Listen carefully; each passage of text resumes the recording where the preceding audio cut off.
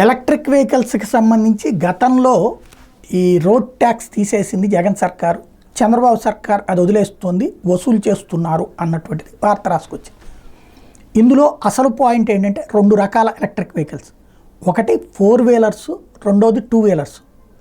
4 wheelers అయితే YSR Congress party హయాంలో కూడా రోడ్ ట్యాక్స్ వసూలు చేశారు.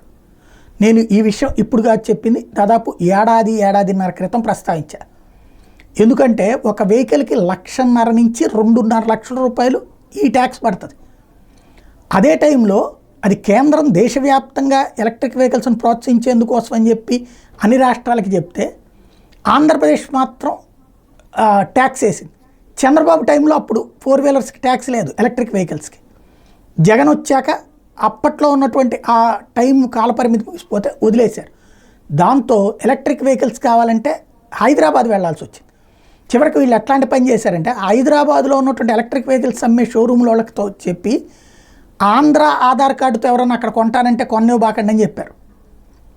అంత స్థాయిలో ఇబ్బంది పెట్టారంటే డబ్బులు ఇక్కడ సంపాదించుకోవడానికి. ఇక్కడ ఏ షోరూమ్కి వెళ్ళినా అదే చెప్పేవాళ్ళని.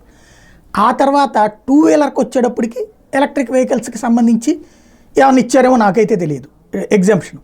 వీళ్ళు మాత్రం ఎలక్ట్రిక్ వెహికల్స్కి చంద్రబాబు నాయుడు బ్యాండ్ పెట్టారు, ట్యాక్స్ వసూలు చేస్తున్నారని మాత్రం రాసుకొచ్చారు.